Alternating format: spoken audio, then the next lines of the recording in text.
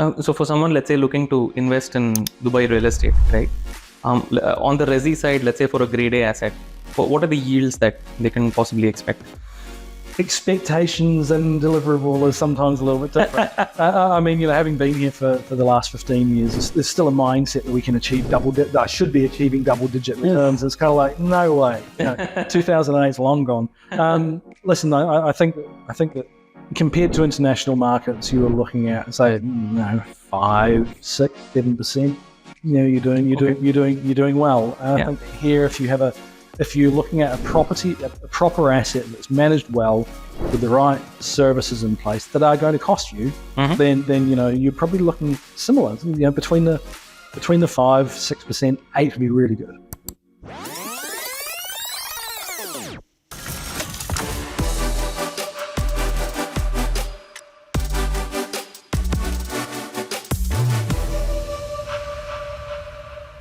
All right, folks, welcome back to another episode of the Monk Realty Show. Today we're in Dubai, and I'm here with Morgan Dalton, who's Director of Asset Management at Asteco. Welcome to the show. Thanks. Nice to see you and nice to be here. Yeah. Really good to be here in your office. And I'm just going through my notes here. You started your career as a deputy manager in a boutique hotel in the historic village of Aston Clinton. From there, you were chief officer of the yachting industry for 5 years. Beyond that, you had a career in retail, and also I kind of noticed you've also climbed Mount Kilimanjaro. I have as well. So what brought you to Dubai? How did you get started in this city? Aviation, and not for me. We had some family who had moved to Dubai already. Believe it or not, my brother-in-law was working for Asteco as the head of agency. And his wife was working at Emirates Airline in recruitment. So obviously, I was in real estate previously in New Zealand, working in a mall, managing a mixed-use site as a retail operations manager. My wife was working in recruitment in New Zealand, and just as a kind of a bit of a giggle, she applied to Emirates, and 12 months later she was invited to Dubai for an interview. So we came to visit the family. She had her interview, and a month later was offered a job. Nice. So we moved to Dubai in July 2008. And 15 years now then. Yeah, 15 years. Yeah. So and I joined Asteco in the October. So it was nice. A great change from New Zealand. After, as you say, working in the UK on boats and hotels and things, it was an interesting change to go back to New Zealand. And after 3 years, we had itchy feet. So moving to Dubai was fantastic. It was really interesting. An interesting time as well, given economic situation and challenges in the real estate market and just the financial markets in general. Yeah. Oh, fantastic. So 15 years at Asteco, broadly 15 years in real estate as well, right? So for someone young who's listening in, who's considering a career in real estate, what would you tell them? Go for it. I think, I grew up, I'm less traditional than most, I suppose, in terms of high school education. When I was at high school, we moved as a family halfway through fifth form, so I suppose what you call your GCSEs or what have you, from New Zealand to Australia. I was put up a year, so that kind of messed things up a little bit. And as soon as I graduated high school, we moved to England. That's where I worked in a hotel. So all of the guys that I went to school with in Australia were kind of like, I know what grades I need to achieve to do this, to go to university next year. I had no idea. So hence working in the hotel. I have friends who worked in real estate and families that had worked in real estate historically where I grew up. And it's not something I really thought about too much, to be honest. I want to be an All Black. I'm coming from New Zealand. I want to be a pilot. I want to be an architect. Right. Never thought about real estate. But I think that, quite honestly, it's a great industry. And it's so, I suppose, it's education of what are the different facets that real estate is made up of. It's not just selling properties. You've got sales, leasing, valuations, building consultancy. As an engineer, you get to go around buildings, look at what's been built, what are the problems, look at the plans. Is it really fit for the purpose that it's been built for? Urban planning. the economic side of things. Property management. Okay, I collect rent, I fix toilet seats, but at the end of the day, we had to look after some pretty impressive properties and a vast array of properties with some really interesting people. Yeah. So I think it's a great software technology. I mean, I can't miss you guys, right? I mean, there's a vast array of things within the sphere of real estate that probably as a young person you don't necessarily grasp, and I think you really need to try and sort of deliver that message of there's so many different things that people can look at. Yeah. One thing actually that we did start some time ago with Asteco was almost like a mini internship, where young people would come in for a day, have a look at the different elements of the business and what have you, and where possible, we actually had a couple of guys come in for a few weeks to kind of spend a couple of days within property management, within valuation, advisory, go out on inspections, talk to the marketing guys, what are you doing with these graphics, how does the photography come together, what are the sort of copyrights and taglines and things, IT, what are the systems that are in place. So we've tried to sort of help with the development in some of that, to a degree. We had one of the heads of valuations here over the Christmas period. One of his daughters who's at that point in life where she's not sure what to do, and she came and spent some time with us and tells me that she likes property management. I'm not entirely sure why, but maybe her father would be happier if she did valuations. But I think it's an important thing, and when you go to a lot of the PropTech festivals and things which are going on at the moment, I think it's really helpful for younger people if there's an opportunity to share, because kids are a lot more technologically savvy than I am. I'm a bit of a dinosaur. And so there's massive opportunities. I think it's a great industry to really explore. And great potential in terms of locations, geographies, functions that people can do, and really add value and make a good earning from it and have a good life. And Dubai, what can I tell you?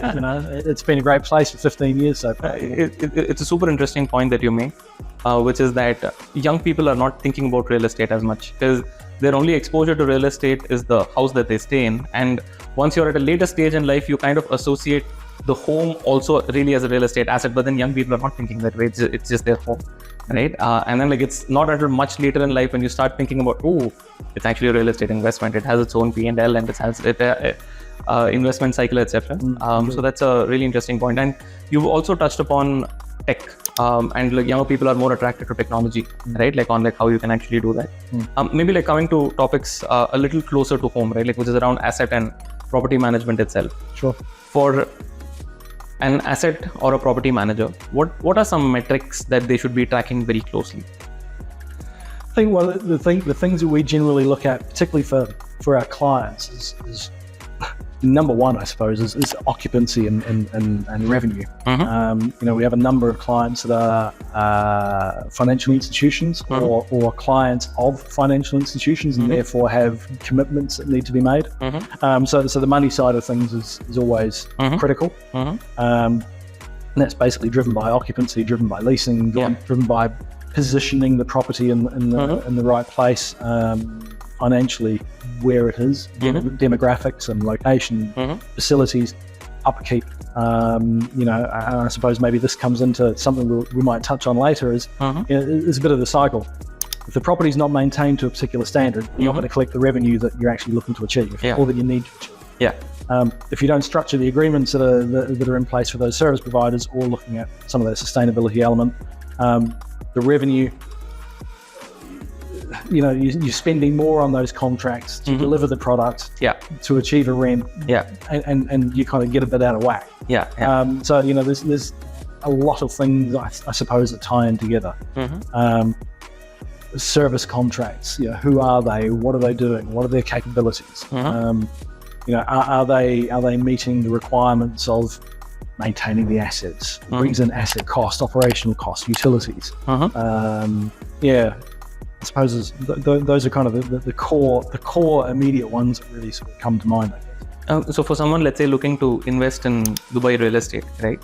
On the resi side, let's say for a grade A asset, what are the yields that they can possibly expect?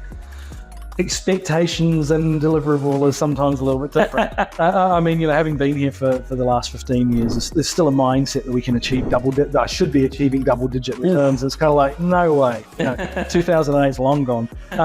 Listen, I think that compared to international markets, you are looking at, say, 5, 6, 7%. You're doing well. I think that here, if you're looking at a proper asset that's managed well with the right services in place that are going to cost you, then you're probably looking similar. Between the 5, 6%, 8 would be really good. Okay. I think personally, in reality. But again, I think it depends on what you want to put back in to ensure that you can then achieve the best rents possible as well. Okay, that's a fair point. I think like 5, 6, 7% puts it on par with like most international, comparisons. The point that you brought up is interesting, which is around a lot of these services require investment, right? And the landlords kind of need to give you the buy-in for that. Now, let's say like with a focus more on sustainability, there's quite a lot that's happening globally, right? Like movement into sustainability itself. How do you convince landlords, and to kind of like make your building sustainable, you need to make these investments, even if the returns are not going to come in immediately. So how do you convince like landlords and investors to go ahead and make those investments? It's a great question. I don't have the answer. It's a really tough one. The challenge that we have as a third party manager is, we don't own the building. It's not my money or our money. Many owners are financially driven because they are leveraged and are looking to buy other assets or have bought other assets, and therefore the mandate is to collect rent. I know as an asset manager that if we look after something now, it's going to give me a much better return over a longer period of time. Sustainability plays a big part of that. But the challenge that we have is the convincing of the owner. Listen, spend 300,000 to 400,000 dirhams now, install individual BTU meters in a building, put the onus on the tenant to pay for those chilled water consumption, and it's taking away from your direct cost as a single bulk bill. And therefore, you're also putting a bit of the onus back on the tenant as well, in terms of being a bit more environmentally friendly, because they're taking responsibility. Otherwise, if there's no bill in place that I have to pay, I'm an idiot and I go and leave the window open for 2 weeks while I go on holiday, and the AC's running full whack. The landlord's paying for it. It doesn't make any sense. There's lots of little things that can be done beyond light bulbs and what have you, like adding monitoring devices to variable speed pumps and what have you. And by working with the right partners and doing these small things, the 1%ers add up. Convincing the client to spend is a big challenge. I mean, there are plenty of companies out there as escorts that are willing to front the cash for a period of time, and then pull back on some of the savings on bills and what have you as it goes on. Ultimately, it comes down to how much rent am I getting now, and what are my costs, and it's the penny pinching, which is really tough. So it makes our job as an asset manager quite difficult, because we want to see where we can improve the value and the operating expenses and but unfortunately, with the client's pot being taken by the bank, so to speak, then there's a bit of a reluctance. It's getting better. Similar to when I came here in 2008, no one wanted to spend money on maintenance. They're now maintaining assets and understanding that if I maintain the plant, it will last longer. And I'm not going to have to spend 1.5 million dirhams to replace something if I spend 10 now. So it'll take time. I think the government's drive to greenify a lot of things in a relatively short period of time will help.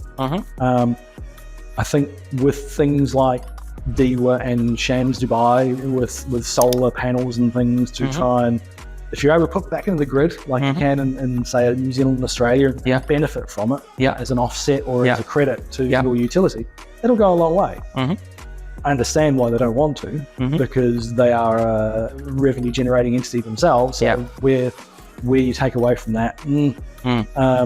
But I think it's still a very immature market in that respect. You know, all you have to do is to look at the video clips of Dubai of 1978 to current day versus Brisbane or London or Sydney by comparison, and you see that how quickly things have changed. You can't put all that legislation in place that quickly. As you develop. But in saying that, I think that the governments are developing very quickly in terms of regulation and change and drivers to maintain and grow the economy in different areas, whether it be energy or sustainability or carbon and what have you. Are we yet in a place? It's a big learning thing for the rest of us as well to understand how it applies. You know, so. No, are we yet in a place where for a building which is more sustainable, or like where like the greater investments have been made in sustainability, do we have any kind of like benchmarks or any numbers to say that, hey, more sustainable buildings sell for 10% more, or like the cap rates are better for more sustainable buildings? In terms of sales, I think that, you can use, I suppose you could use, like in Dubai here, we have the Sustainable City on in Al Qudra Road. That they seem to do very well. You know, and I think that they are slightly larger, the layouts are good, the whole community vibe. So people who are buying into it are also buying into that mindset as well. So I think that also psychologically adds a little bit of a premium to it.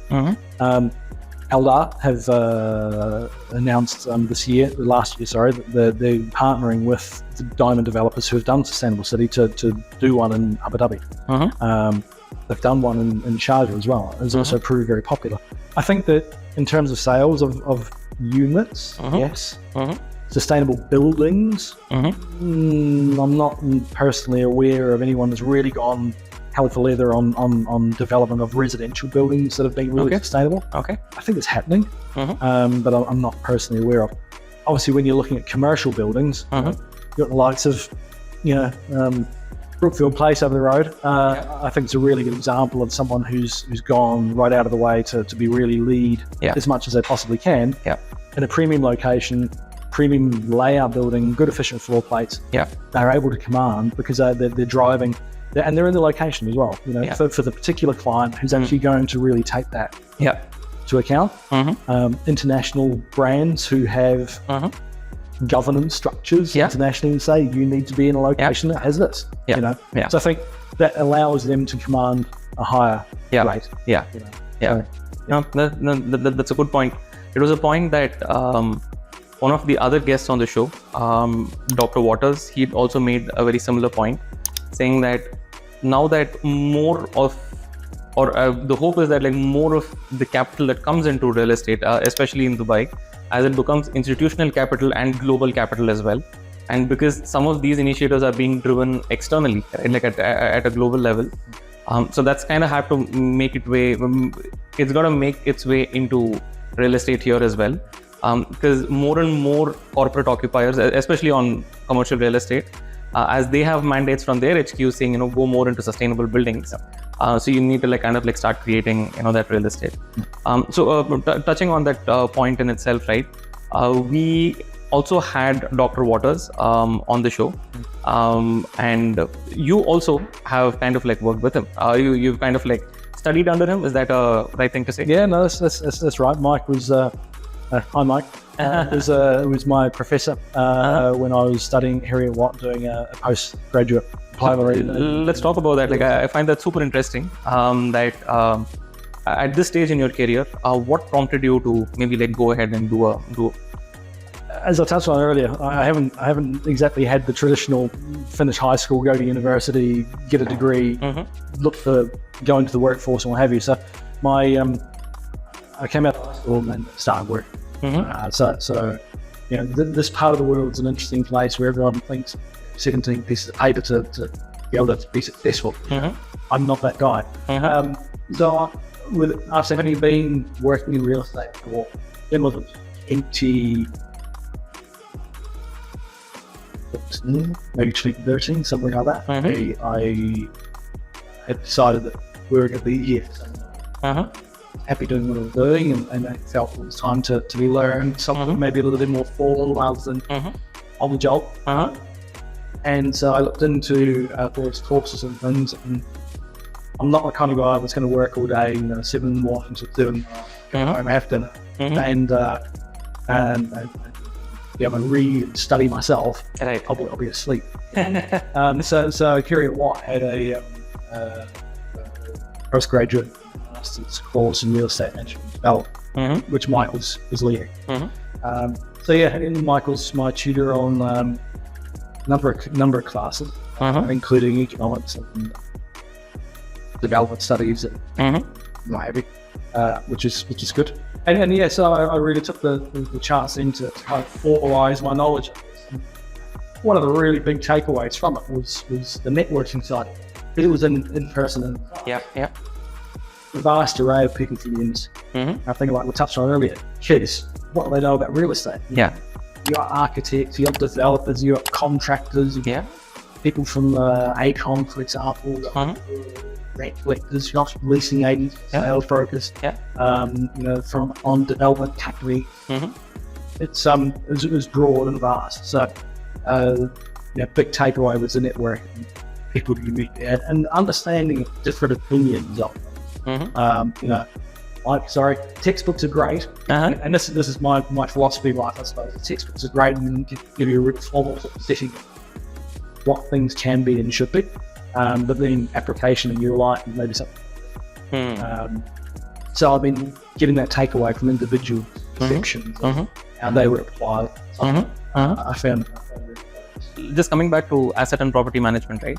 What are some trends that are on your radar saying, hey, this is maybe something that we should kind of like keep an eye on, like this is maybe something that we should maybe like start, like making investments in right now, looking at, let's say, the next 5-10 years? What are some trends that are on your radar? I mean, PropTech's an interesting one. And I mean, at the moment, and I'm getting absolutely spammed on LinkedIn. And so many of them must be from my marketing team. and my done mailbox. But not, I mean, everything that I from website redesign to SEOs to more PropTech platforms that we should do this better. I don't know who's shaking what tree, but all of a sudden we've all fallen out. It's almost worse than real estate agents who are trying to sell my own house. Which you can say. Right. I mean, we started quite some time ago. We currently use our own property management platform. And have done for a while over. And it's probably 17 years, I guess, when it first started. And so we've been through a number of cycles of redevelopment and expansion. So, we've always kind of been on that wagon. But probably, we've always kind of enhanced. Sure. Sit down at the end of the year when we're budgeting and forecasting, right, what are the nice the criticals to look at?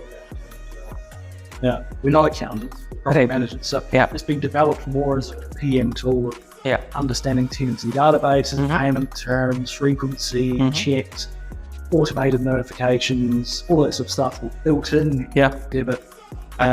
We've built in direct connections to Jari. So the number of things that we've been able to automate with government platforms to kind of centralise a lot of that. We're working on apps for inspections that are built around and people plug into and what have you. So, we've always been looking at that, and it's always come down to investing, which is the challenge. And going forward, I think there's more of that. I think we built already a landlord interface, so they can add read-only access to what we're doing on a daily basis.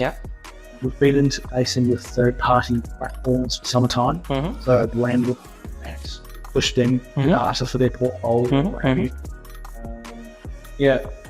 On our radar, more of the same, frankly speaking. But the challenge that we have is looking at all the spam that we're getting, and as an organisation, how we can really kind of take something. It's not necessarily out of the box. Is in the customisation of that is a challenge. And if we move to something else, there's a lot of work to do that, and future building of others to really kind of enhance it forward. We've always had conversations in companies about how we work in terms of how we interface things like CAFM and what have you. Evaluations team gone out and got some really good kit for their inspections, and you've built some really good templates to be able to use it. Being mobile out to do your report, get back here, it's already landed. I know we've been talking about drones. There's not really a huge area in our sphere for that. Essentially, for our consultancy guys who are out doing big site inspections and going to our city and you do a full inspection for them. Work. But on a day-to-day basis, it'd be quite a big investment for us to do that. How should someone approach managing an asset which is like maybe like 20, 30 years old? New buildings, that's a different game altogether, but like how do you kind of approach that? Cautiously. I think, we've definitely been through a few, and I mean, some of our early clients, he's 38 years old, so 38th birthday, just last week. So maybe some of them are still with us, and some of their assets are still with us. I must say that their oldest one, I'll take a particular building as a example. They're a building in in good old town there, and something really confined by